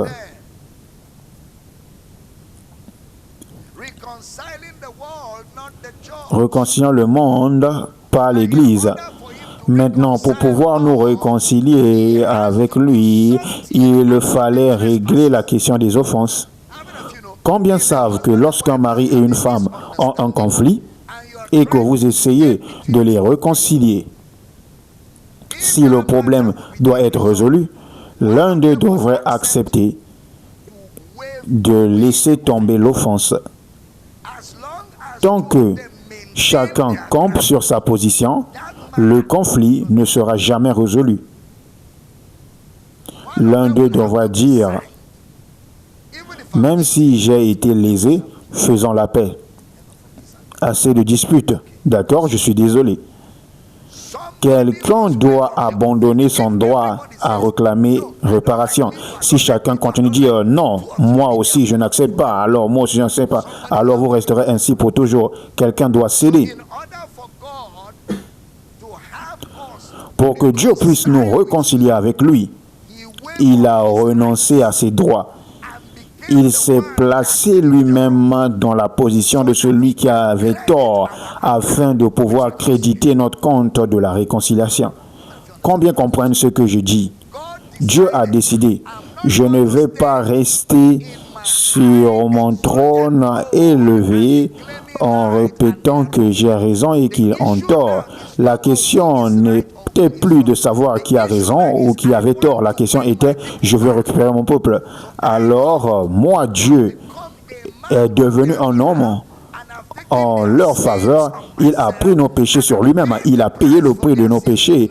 Maintenant, il peut nous réconcilier avec lui sans aucune condition. Venez tel que vous êtes. Ne cherchez pas à vous purifier d'abord, aussi sale que vous soyez. Venez, j'ai l'eau et une éponge. Venez simplement. Vous n'avez pas besoin de vous faire du mal. Vous n'avez pas besoin de vous arracher la peau. Venez simplement, peu importe. Venez, venez, venez, venez, venez, venez. Venez avec votre marijuana. Venez, venez avec votre alcool. Venez tel que vous êtes. Venez, vous ne nettoyez pas avant de venir. Parce que si vous attendez d'être parfaitement propre avant de venir, vous ne viendrez jamais. Alors j'ai décidé de vous recevoir tel que vous êtes. J'ai le remède à votre état. Si vous pouvez seulement venir, je vous rétablirai. J'ai l'impression d'enseigner ici. N'imputons pas. Le mot imputer est le mot grec logizomai. Il ne crédite pas votre compte d'offense. Il a réglé votre dette. Il a payé le prix. Vous avez un bon crédit auprès de Dieu. Combien parmi vous comprennent ce que j'enseigne? Vous avez quoi? Un bon crédit auprès de Dieu. Certaines personnes passent leur temps à débattre sur XP, sur les réseaux sociaux. Docteur Damina et les siens sont des prédicateurs de l'hyper-grâce radicale. Oui, monsieur, coupable selon l'accusation. Si la grâce de Dieu n'était pas hyper, vous, les légalistes, n'auriez même pas la capacité de débiter de telles absurdités. Vous vomissez cela avec votre bouche non lavée. Regardez votre visage. Ils enseignent aux gens à pécher. Je n'ai encore jamais vu un grand prédicateur dans le monde, un prédicateur de la grâce qui dit aux gens de pécher. J'en ai jamais vu un seul, mais je sais ce que les prédicateurs de la grâce annoncent. Vous ne pouvez pas payer pour vos péchés. Quelqu'un l'a déjà payé. Venez recevoir votre liberté, votre justice gratuitement. Et ils prêchent l'hypergrâce, ils détruisent le christianisme. Pendant ce temps, lui, il prêche la loi. Et dans cette église, lui et ses membres ont toujours le péché parmi eux. Même son attitude est un péché. Oui, même son attitude consistant à condamner la grâce de Dieu est elle-même un péché. Romains 5, 19. Je ne peux pas terminer ce culte sans un peu de violence. Comment pouvons-nous simplement partir cela? Qu'il y ait un peu de violence. Dieu, je vous entends. Je sais que vous aimez la violence. C'est pour cela que vous êtes membre de cette église. Comment pouvons-nous être normaux lors d'une journée normale? Il faut toujours un peu de sainte folie. Docteur Damina, ils sont toujours dans l'hypergrâce, l'hypergrâce, l'hypergrâce. Connaissez-vous le mot hyper? Cela signifie extravagant. Si la grâce de Dieu n'est pas extravagante, alors ce n'est pas la grâce. Vous êtes endetté. Quelqu'un est venu payer votre dette et vous a libéré. Puis il vous dit, venez à moi, tu n'es pas coupable. Comment appelle-t-on cela? C'est extravagant. Affichez le texte. J'espère que vous avez la traduction message HLB. Car quand on parle de la désobéissance d'un seul homme, beaucoup ont été rendus pécheurs. De même, par l'obéissance d'un seul, beaucoup seront rendus justes. Verset suivant. Tout le monde, lisons ensemble. Je veux entendre vos voix remplies du Saint-Esprit. Allons-y, 1, 2, 3. Or, la loi est intervenue pour que l'offense abondât. Mais là où le péché a abondé, la grâce a surabondé. N'est-ce pas extravagant? Donnez-moi la traduction message. Lisons-la. Donnez-moi la traduction message. Tout le monde ensemble. Verset 20. Romains 5, 20. Tout le monde, lisons ensemble. Tout ce que l'ajout de la loi a produit face au péché, c'est davantage de transgresseurs. Mais le péché n'a jamais eu la moindre chance dans sa compétition avec le pardon agressif que nous appelons la grâce. Lorsque le péché affronte la grâce gagne sans contestation. N'aimez-vous pas cela? Le pardon agressif, qu'est-ce que c'est? N'est-ce pas extravagant? Donnez-moi la version amplifiée du verset 20. Lisons ensemble. Mais la loi est intervenue afin que la faute augmente et devienne plus évidente. Mais là où le péché a augmenté et abondé, la grâce, la faveur imméritée de Dieu a surpassé tout cela et a augmenté davantage encore et a surabondé. Donnez-moi la version suivante, lisons ensemble. La loi de Dieu a été donnée afin que tous puissent voir à quel point ils étaient pécheurs. Mais à mesure que le péché augmentait, la merveilleuse grâce de Dieu devenait encore plus abondante. N'est-ce pas une grâce extravagante? N'est-ce pas de l'hyper-grâce? Comment lisez-vous, légaliste? Les petits frères de Moïse, remplis d'orgueil, moralité sélective, sépulcre blanc, sépulcre blanchi, moralité sélective. Là où vous êtes faible, vous le cachez soigneusement. Professionnel du déguisement spirituel. Sans la grâce de Dieu, vous n'aurez même pas le temps de prononcer toutes ces absurdités. Mais merci à Dieu pour la grâce. Vous savez, les prédicateurs de la loi peuvent prêcher la loi uniquement parce que la grâce est disponible. S'il n'y avait pas de grâce, pensez-vous qu'ils seraient encore là à débiter toutes ces choses? Là où le péché abonde, le pardon agressif. Gloire à Dieu. Quelqu'un s'écrit, je suis radicalement pardonné. Je suis extravagement pardonné et aimé par Jésus.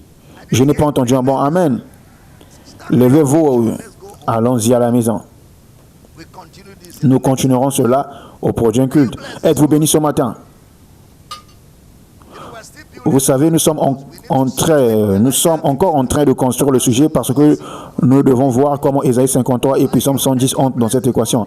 Mais êtes-vous bénis ce matin? Tournez-vous vers votre voisin, dites, hey voisin, tu es à côté d'un homme qui est agressivement pardonné par Dieu. Je suis béni, agressivement pardonné, justifié, juste, accepté dans son bien-aimé. Dites à votre voisin, je n'ai aucune culpabilité, je n'ai aucune condamnation, je n'ai aucun sentiment d'infériorité, aucun complexe, aucun complexe, aucun complexe, aucun complexe. Si vous êtes grand, vous êtes trop grand. Si vous êtes petit, vous êtes trop petit. Moi, je suis complet.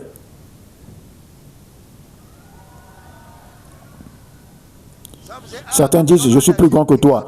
Vous êtes trop grand, désolé. D'autres disent, je suis plus court que toi. Vous êtes trop petit. Moi, je suis complet. Je ne suis ni grand ni petit, je suis simplement complet. Amen. Je suis complet en lui. la tête ou le chef de toute domination et toute autorité. Gloire à Dieu. Dites à votre voisin, si vous êtes gros, vous êtes trop gros. Si vous êtes mince, vous êtes trop mince. Moi, je suis complet. Amen.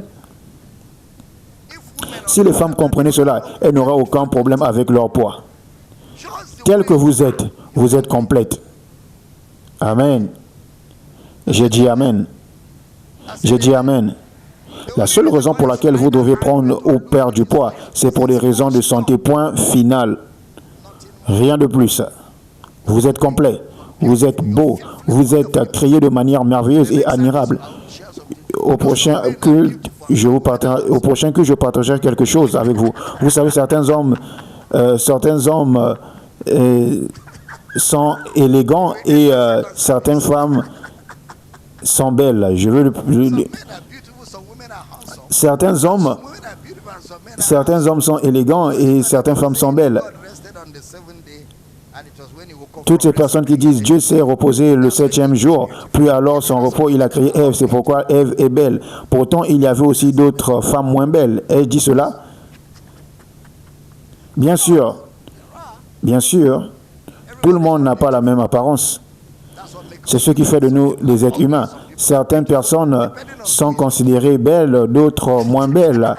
Tout dépend du regard de celui qui observe. Tout dépend de celui qui regarde. Ce qui est beau pour vous peut être laid pour moi. Ce qui est laid pour moi peut être beau pour vous. Mais nous sommes tous des enfants de Dieu. Gloire à Dieu. Imaginez un monde rempli de milliards de personnes et Dieu regarde tout cela en disant, ce sont tous mes enfants. Ils sont tous mon peuple. Mais au final, en Jésus-Christ, vous n'avez aucun problème de complexe. Que quelqu'un dise aucun complexe. Zéro complexe. Dites à votre voisin aucun complexe. La personne la plus importante de l'univers. Dites cela à votre voisin. La personne la plus importante de l'univers m'a accepté tel que je suis. Quoi que vous pensez de moi maintenant, cela vous regarde. La personne la plus importante de l'univers, qui est Dieu, m'a accepté tel que je suis. Quelqu'un s'écrit, je suis accepté. Je suis aimé. Je suis précieux. J'ai été créé de manière merveilleuse et admirable. Gloire à Dieu. J'ai dit gloire à Dieu. Dites à votre voisin, aucun complexe autour de moi. Tel que je suis complet en Christ. Gloire à Dieu. J'aimerais que vous preniez quelqu'un par la main, prions les uns pour les autres pendant quelques minutes dans le Saint-Esprit ce matin. Priez pour votre voisin, que toute honte, que tout complexe d'infériorité, toute conscience excessive de soi-même soit détruit. Que toute honte, tout complexe d'infériorité, toute conscience excessive de soi-même soit terminée, anéantie. Que la conscience de la justice, la conscience de Christ, la conscience de la vie de Christ, la conscience de ce que Christ a fait de nous. Bebrindo grondo grodo gobombre diga da gabuba braneko bababio babomba bababo shatakali bababomba bimbranda da da jacombre diga disakrikta haya. Les grono grodozo protokotosh. Revêtu de la justice seule. Maro brodo gobrondo gobo shetekete. Priez pour votre voisin. Tout ce qui ne reflète pas l'œuvre de rédemption de Christ, tout ce qui ne ressent pas l'œuvre accomplie de Christ dans la vie de votre voisin est maintenant terminé. Toute honte, toute condamnation, toute culpabilité, c'est terminé. La conscience du péché est terminée. La peur s'en va.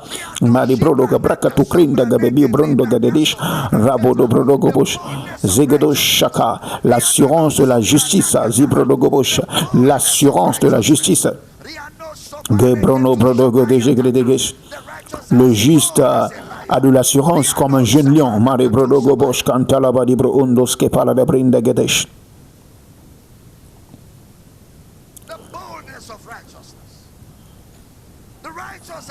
Le juste a de l'assurance comme un lion.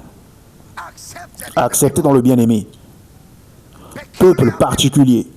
Nation sainte. Peuple juste. Choisi. Appelé. Glorifié. Justifié. Mais grondo bradega bebo brundo godosh. Maro brodogo bobo jende bredi la grondo godoske paladabi ambambosh.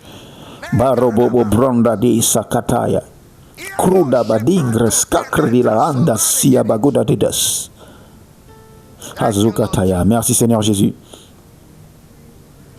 Qui accusera les élus de Dieu? C'est Christ qui est mort. Bien plus, il est ressuscité d'entre les morts.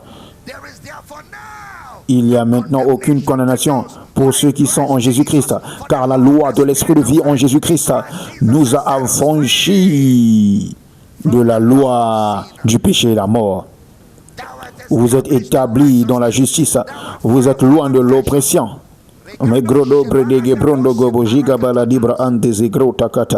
Merci Seigneur Jésus.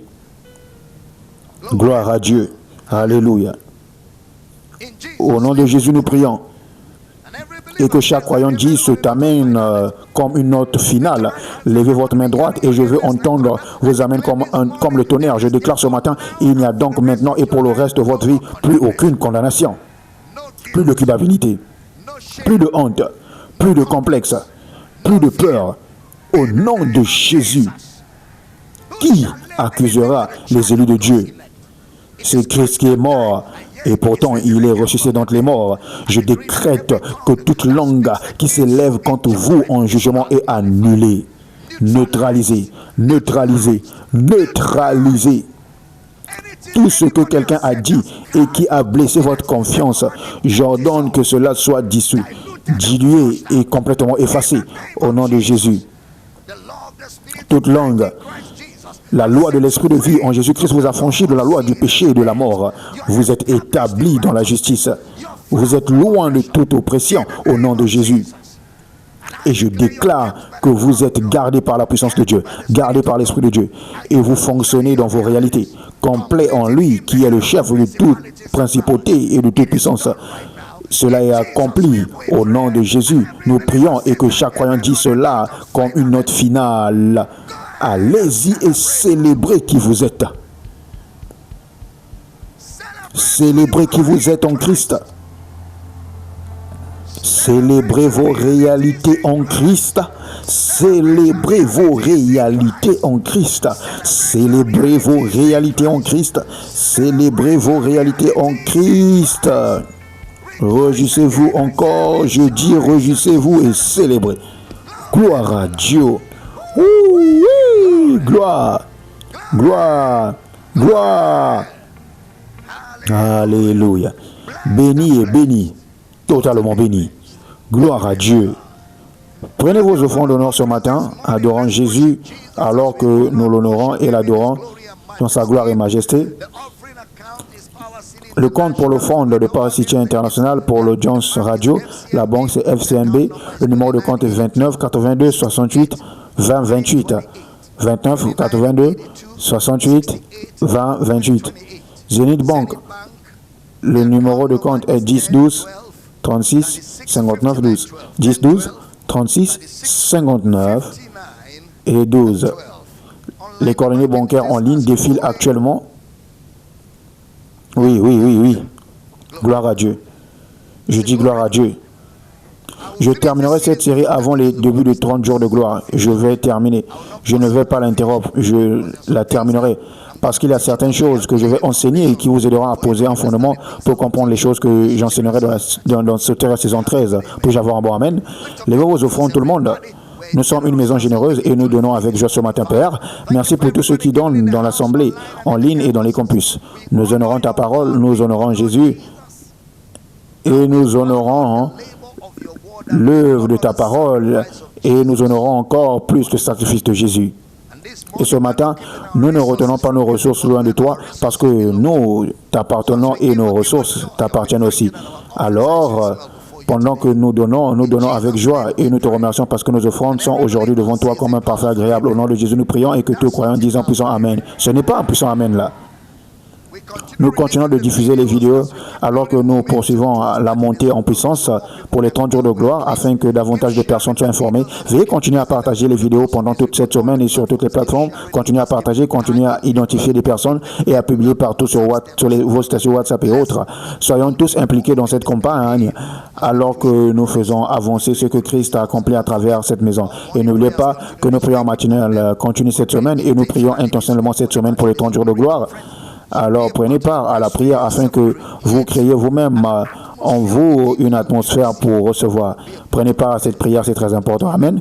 Qu'en plus, nous restons en direct dans la maison. Nous vous mettons entre les mains capables de votre coordinateur. J'ai hâte de vous voir à 11h pendant que j'apporterai la suite de cet enseignement. Faites venir davantage de personnes afin qu'elles participent au service. Nous vous aimons. Église des paniers sont devant nous. Par avant ici de lancer la musique pendant que nous adorons Jésus, le Seigneur ressuscité. Gloire à Dieu.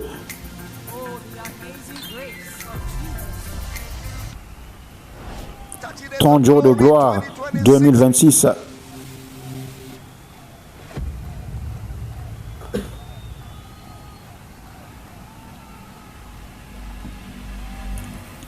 Il y a une connaissance qui surpasse la connaissance. Et de gauche, mais de grosse. Il a envoyé sa parole et sa parole les a guéris et sa parole les a délivrés de la force. L'entrée de la parole de Dieu donne la lumière et donne l'intelligence au simple. L'homme ne vivra pas de pain seulement, mais de toute parole qui sort de la bouche de Dieu. Il a dit, les montagnes bondissent comme des béliers devant la présence de ta parole. Il dit, ma parole n'était pas comme un feu, dit l'Éternel, et comme un marteau qui brise le roc. Il a dit ainsi, en est-il ma parole qui sort de ma bouche, et elle ne retourne point à moi sans effet, sans avoir exécuté ma volonté et accompli mes desseins. Il veille sur sa parole pour l'exécuter. Oh Dieu, ta parole est établie pour toujours dans les cieux. Mon fils, sois attentif à mes paroles, prête l'oreille à mes discours, qui ne s'éloignent point de tes yeux. Garde-les au fond de ton cœur, car c'est la vie pour ceux qui la trouvent et la santé pour tout leur corps.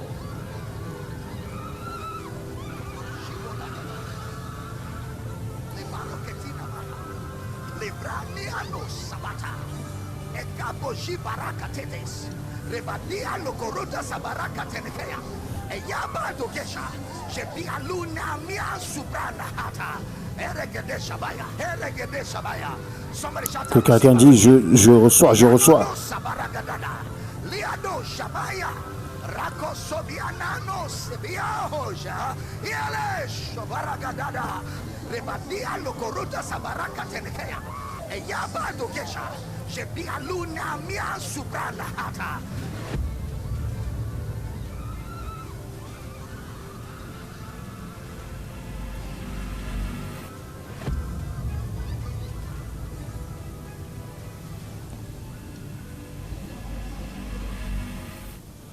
Nous croyons que vous avez été bénis par ce message. Pour commander la série complète de ce message ainsi que d'autres messages du Dr Abel Damina, veuillez appeler le +2 34 806 800 9939 ou envoyer un courrier à powercityoffice@gmail.com.